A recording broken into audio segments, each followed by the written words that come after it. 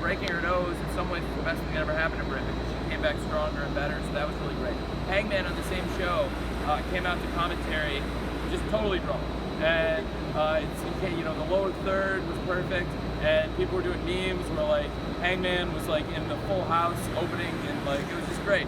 And it helped develop his character. And Hangman was already like a top wrestler from the beginning, who we involved in the world title scene from the very beginning. He earned a title shot in the first match we ever had for the title against Chris Jericho.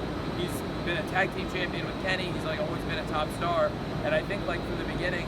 He's like really evolved. He's probably been the best match in company history at Revolution with Kenny in the tag against the Young Bucks. And tonight, I thought he went out and killed it and showed how much the crowd loves him. And for him and Britt to get those reactions from the crowd after they've been working so hard through the pandemic consistently for us for a year plus here in Daly's Place really meant a lot to them, and it meant a lot to everybody close to them. And Hangman's pregnant wife is here, and Britt's family is here, and it was really, I know you got to see her. And it was a big moment for both of them, and they're both great. Thank you. Sorry, I know. Tony, with Mark Henry being announced as an analyst for AEW Rampage now, do you have anybody in mind that's going to compliment him on commentary? As I feel like commentary is incredibly Mark, important. it's not exactly. I'm not saying he's necessarily going to be the play-by-play or caller analyst. He's going to be a big part of the show as an analyst, and he'll explain how through like different segments and his expertise. But I'm not the commentary team. What exactly it's going to entail in the hosting? Mark's a big part of it, and the rest of the team. I don't want to. Is it going to be a mix of who you got now, or are you going to get somebody from the outside? I have a big announcement. I don't want to blow it, but it's not like an outside person. It's somebody in the company. Okay. It's somebody who's one of our top stars who's going to do the commentary on the show, and that he's a great commentator and a great wrestler, and that might narrow it down because he's such a great commentator. But I'm going to put him on commentary because he's a big star and it's going to work really well. So what else? Cody, so one of the questions I wanted to ask you was one of the people that had a great night today was definitely Sting. Okay, yes. So realistically, I want to know what were your expectations of him and what he would bring when you first My signed expectations him? were super high, and I never knew that he was going to get in the ring and do what he did. But really, like as he got ready for his cinematic match with Darby teaming up against Brian Cage and Darby, it was like so fun, and it was like inspirational to see Steve like really finding his like comfort level. And it was hard for him to work in an environment he'd never been in front of like 25% capacity crowds, and sometimes taping like promos and stuff in front of an empty arena, stuff he never had to do. And so for me, like I expected Steve would come in because he promised and he showed me he was in great shape, and he said I want to do these matches, and we talked about doing cinematic matches and let's see what happens. And then in the run up as we were planning stuff, I mean he ended up doing a power bomb with Brian Cage and had like great physicality with Brian and Ricky in the setup to their tag match against Sting and Darby. So as we did that, started to think like he can do a live match, and at the next pay-per-view, instead of doing cinematic, this makes a lot of sense. And I hadn't really told anybody, and I hadn't made it kind of crystal clear yet, but I was also planning to bring back Stadium Stampede, and I was thinking I didn't really want to do with this hot crowd, this amazing crowd. I didn't necessarily want to do cinematic matches. We could have if it was necessary, because I wanted Sting to be comfortable, and if he was going to wrestle on the show, and I know he wanted to, but he wanted to do it, and he had a great time. And the expectations were very high, but Sting has exceeded, I think, my expectations and everyone's. And that was a great performance for anybody of any levels of experience or time in the business. Thank you. Tony, so the Wild Thing entrance, huge pop tonight. Obviously, the Jungle Boy entrance, even a bigger pop. Do you see a future of maybe licensing some more music for some of these wrestlers that if they kind of come to you and ask you to do? As it comes to it, I mean, like it's like trades and sports, and when you make a trade or a transfer, it takes willing parties on multiple sides. So you can't just like want to buy a song, and you have to get responses. It's totally, you never know who's gonna bite on it. Sometimes they'll make sometimes people don't even respond, and sometimes they wait a long time and get back to you right away. In some cases, again, sometimes really far apart on money. So we've had really great dealings with a number of publishers and songwriters and singers. So it's been great. It's really added a lot. Like you said, for Jungle Boy and Mox, and for Mox and Eddie, what a great match they had with the Young Bucks tonight. That's another great match. They put it on a great show, I think.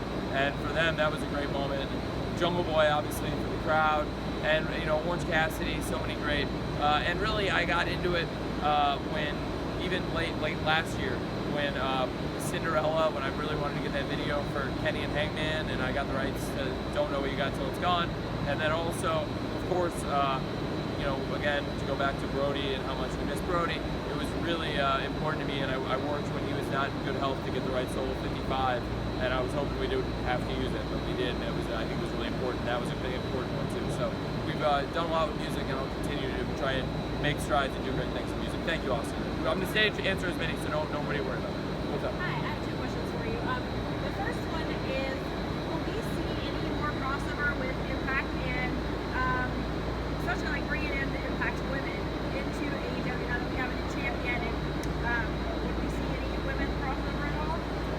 Yeah, I've opened to more potential crossover. The only stuff we've really done, other than the stuff with Kenny, has been I did go with Matt Hardy and Private Party, and that was the thing we worked out. And we all liked it, and I suggested it actually, and they really liked it. And I thought it would be a fun thing, and it was a great experience for Private Party, and it was good character development. And really, as they've developed as heels, and they were a huge part of that Casino Battle Royale, and they've been in a lot of big matches, and they're going to keep being in big matches, and have huge plans for Private Party, and for them and Matt Hardy to go up was a big deal. So I think more collaborations, whether it's men, women, any wrestlers, I'd be really open to doing stuff like that. But mostly it's been about Kenny being the world champion in multiple promotions. We do lots of crossover stuff. Kenny, of course, being the Impact and TNA champion and the AAA champion, and Mox being the New Japan US champion, of course. And, with the NWA US title held by Serena, who's on our roster. The Lucha Brothers are the AAA tag champs. Lots of outside collaboration. So I really appreciate you asking, and I keep working with all these companies. Thanks. Last Friday's situation with you being a Spanish commentator. Sorry, yes.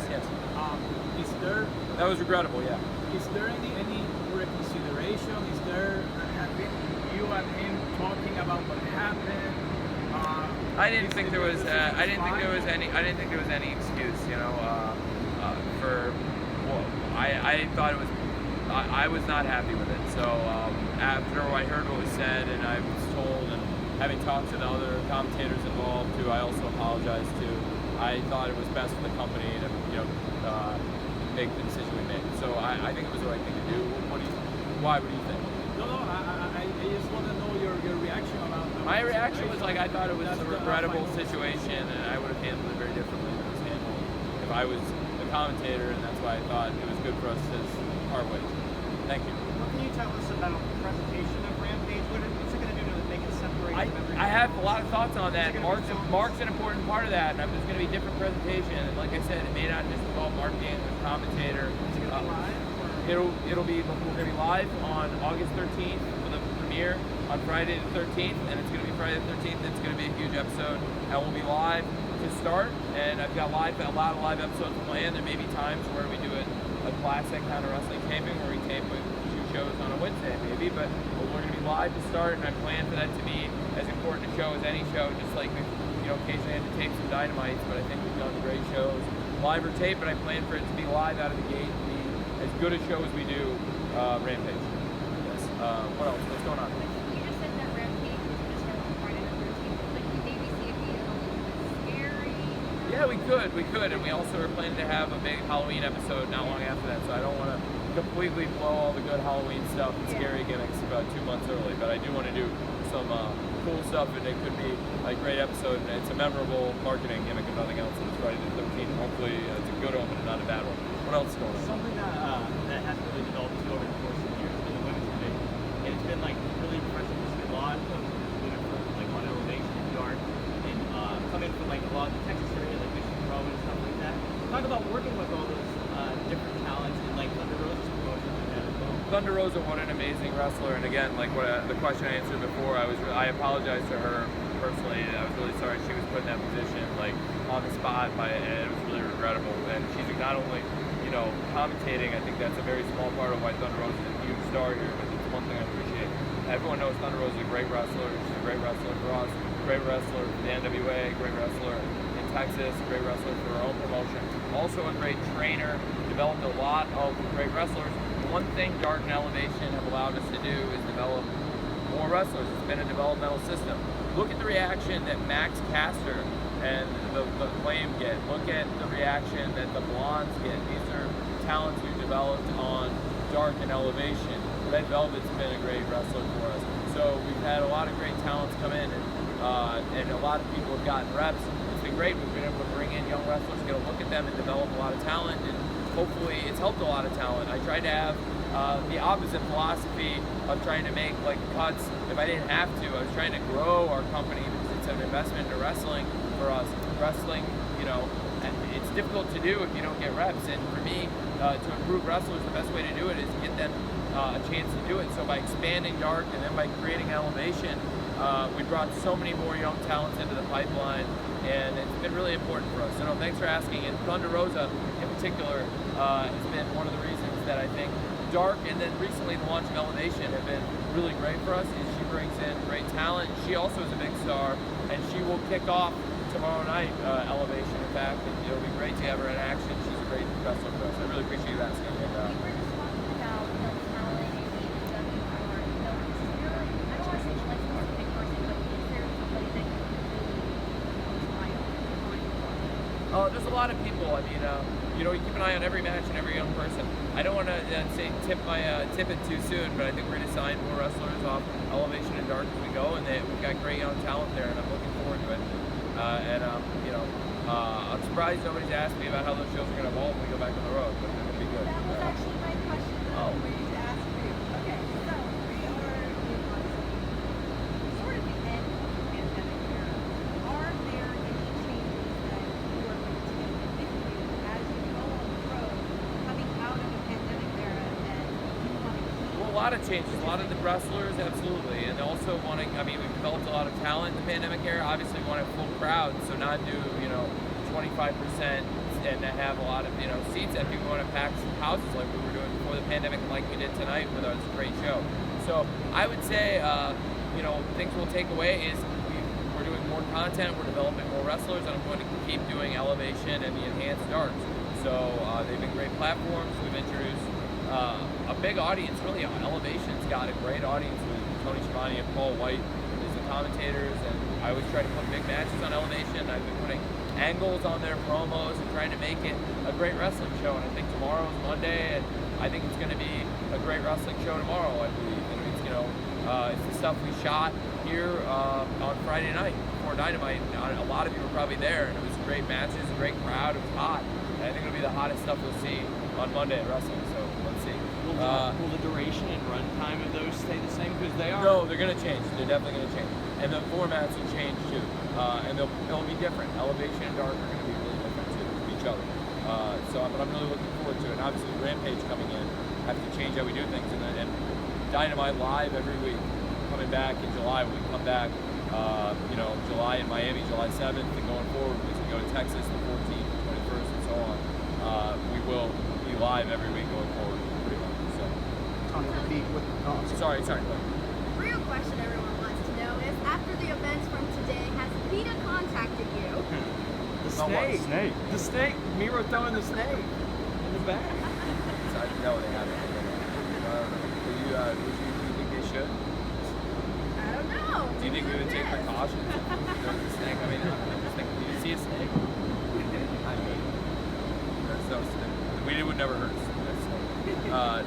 No, and they shouldn't. Nothing happened. So. Tony, with the strength of the women's division this year, 2021, and the trajectory of the division, it's been great.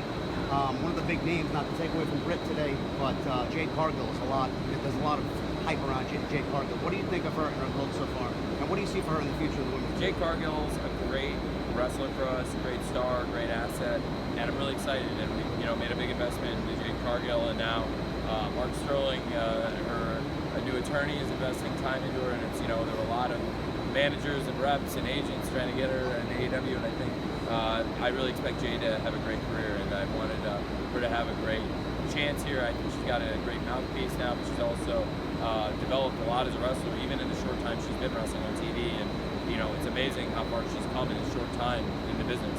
Her presentation is excellent, and I'm glad you asked about Jade, because, you know, really was glad to feature Jade this past weekend on Dynamite, and I think she's a great wrestler for us and will continue to be awesome. Thank you. You mentioned Mark Sterling. Yeah, I got a few more. I think everyone's got to ask questions, right? If anybody has got a chance, please speak up. Go ahead. The Rush debuted tonight. Has he signed, and how much more are we going to see him going forward? I haven't like a pen to paper, but Leo and I have like a handshake that he can work here in New Japan, both, and that we would want to do it. He'd want to keep working here, and I think we'd work something pretty good out on a handshake, and I think he's doing that on a handshake with New Japan too, and that's kind of what we've been doing. and it's been pretty good. So I think that's a good way to work. So far so good. Thanks. Were you about to say something? That's definitely what I was going to ask. Speaking of contracts, Don Callis is becoming a bigger part of the program, it seems, every week. What's his contract status with AEW? Don's a big part of our show. Don's here every week. So Don's with us in AEW. He's a huge part of the team. Is Kenny's mouthpiece, Kenny's advisor, and Kenny's on the show every week. And Don's on the show every week, and every pay-per-view. And as long as Kenny's the champion, Don's a huge part of it. And so Don's an important member of the team here every week. He's not a VP anymore in Impact. Does that open up room for him to get more involved backstage in AEW? I mean, he's been, he helps in Kenny's segments, and he's involved, and he's a consultant to that. But I mean, that's pretty much the same. He's doing that here. He's been doing that here, and he's been. I mean, there was a point where he's been here every week, and I think it makes sense. I mean, we're doing TV now. We're going back live every week, so he's going to be here. And now, we'll see. I mean, we got big. We've announced Kenny versus Jungle Boy in 2 weeks, and then after that, I mean, I think whether Kenny's going to be with Kenny either way. I think I have to say, Jungle Boy tonight. We haven't talked much about it. You brought up the music, but to me, that was one of my favorite moments on the show, and it's something I'm really looking forward to. I'm glad you asked about Don, and then leading into asking about him being here more every week. Well, I mean, Kenny's defending other titles. He's got the Impact title, the AAA title, and so we'll see. But I think he's going to be with Kenny wherever Kenny is, and I think Kenny signed here for years, so I think Don's going to be here for years, whether we like it or not. What's the big motivating factor behind choosing St. Louis as the venue? Well, it's a great venue. It's a great town for us. We had scheduled a Dynamite there, and it was going to be in April. We had a great slate of Dynamites in April. We were going to hit Milwaukee and St. Louis, and we were going to go back to Boston and Philly, and I think we were going to go to Houston, and now we're going to go back to all those places and do all those shows. And we were able to set it up, and now we'll have a live Rampage there on Friday night, and then we'll be going with a huge Full Gear pay-per-view. And I think Full Gear was such a great show, even at 25% capacity. The pops that we got for Full Gear, those felt like pre-pandemic, like regular pops. When you had Darby winning the TNT title, the Young Bucks winning the tag titles, and some of the big moments on the show, you could feel the energy in some of the big moments, and that was really special. So I think Full Gear is going to be an awesome show, and St. Louis is a great market, and I'm planning to be there, so it works out great. What else is going on? Yeah. Were you surprised by the reaction Jungle Boy got on Friday, and then when you went to wanting to go with him tonight? I had already figured I was going to do that, and I think that Jungle Boy would be a really key person for us. And I mean, Jungle Boy's been featured, and if you look back at Revolution and Casino Tag Royale, Jungle Boy and Phoenix were the last two out there, and Jungle Boy threw even Pac out. He was in a 2-on-1 situation against Pac and Phoenix, and he threw Pac out. And it was really then when him and Phoenix, Jungle Boy and Phoenix had a great finish, and the crowd was really into it. It was one of the hottest things on Revolution, which was such a huge success, for us. And the crowd really loved that, and I knew that it was time, and I really believe Jungle Boy versus Kenny, they'll tear the house down.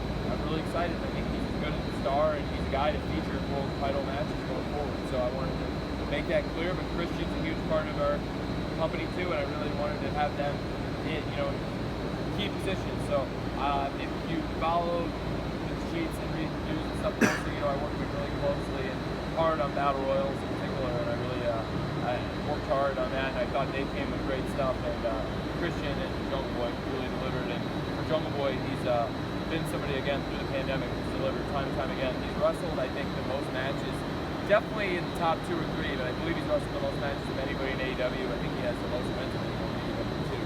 He's right there with Kenny. I think they're the top 2 in wins in all of AEW, so it's very fitting that 2 weeks on Dynamite they're going to be for the title.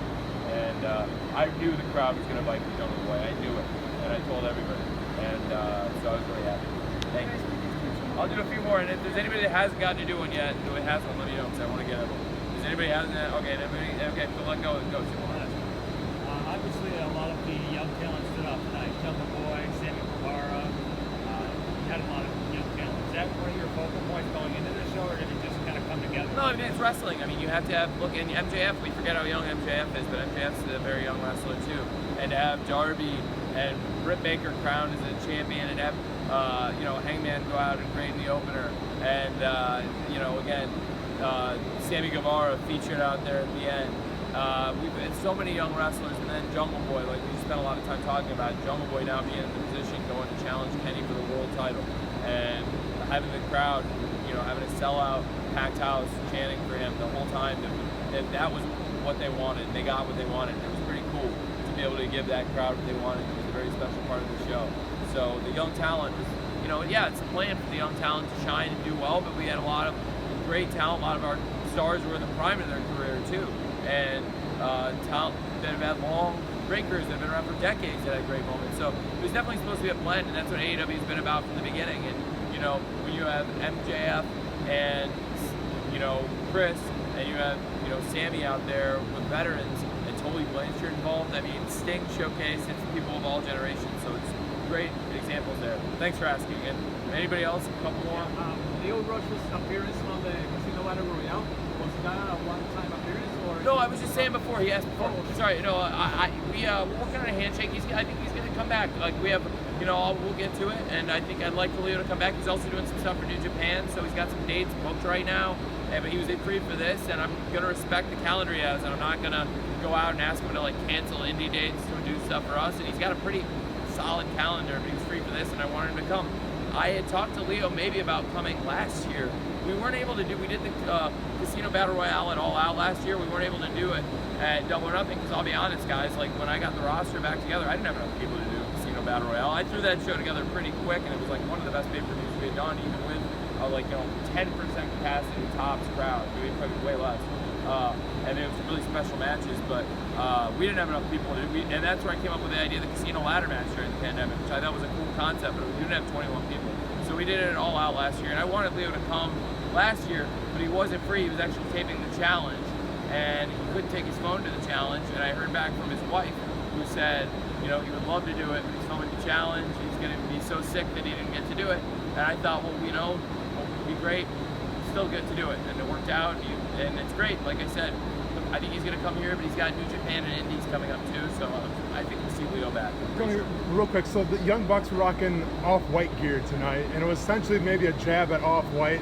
Are you kind of surprised of how much heat they've gotten from like the fashion community in terms of their shoes, then rocking the off-white gear now in the ring? No, I mean, I'm not surprised at all. They're genius presentation. I was the biggest supporter of this Young Bucks version of the Young Bucks, this presentation of the Young Bucks. I've always believed it, and it's better than ever. I think I've always said I thought Kenny Omega and the Young Bucks in Japan as the heel elite is one of the great acts I've ever seen, and this is a totally different version, a totally different level of the presentation. They've turned it up so much, and they are in the prime. They're the guys I was talking about in particular. They're in the prime, the world champions, the world tag team champions, you know, all in one group, and to have Kenny and the Young Bucks here at AEW now looking like that, it's really cool. But the heat in the fashion community, the heat in general, I'm not surprised by it at all, because Matt and Nick are geniuses, and they're always coming up with new ways and cutting edge stuff to change their presentation. I think that with the bios that they do on Twitter, they change their bios. It's really great stuff, and they got some really good heat going into this match. Matt and Nick are great heels. It's great. Anything else? I got one or two more. Anything? Great. Will the cinematic matches continue now that the pandemic is starting to wind down? Well, I think Stadium Stampede, the pandemic, this is not a pandemic pay-per-view. I think Stadium Stampede is a great part of AEW, and I expect to see it back, and I think there's always room for that kind of presentation in those matches. So I would definitely leave it open, but,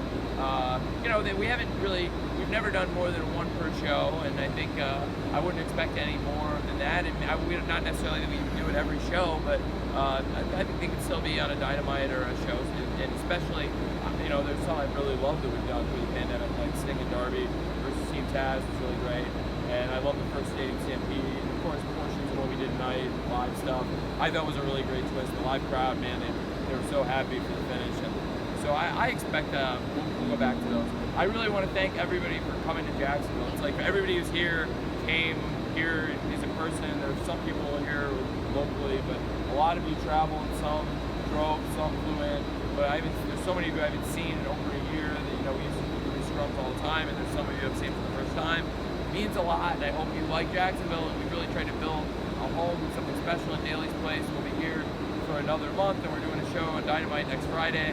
If anybody wants to come, if you're local, I'd love to have you, and anybody that wants to come in general, I think it's going to be a great show. And then, we'll be doing some more shows here through the month, and then at the end of the month, we'll be done in Jacksonville for a little bit, but we're going to keep coming back every few months. This has been a great home to us, and I think it's provided a great service to the wrestling fans around the world, because the fans in Jacksonville have been providing the cheers, and there's some of the same people who have turned out every week for Dynamite and the pay-per-views, and it's really special. You all coming here, I hope you saw that. There's people, some of the people were the people that were here every week, and they saw this every week in the pandemic since we started selling tickets. But you all coming, I've met a lot, and this is one of my favorite shows, and you being here is a big part of why it's my favorite. To all the fans at home, thank you, and I hope you enjoyed it. It's great to have the fans back, and we're going on the road, and I can't wait to see you all again. Thank you very much. Thank you, Tony. Thanks, man.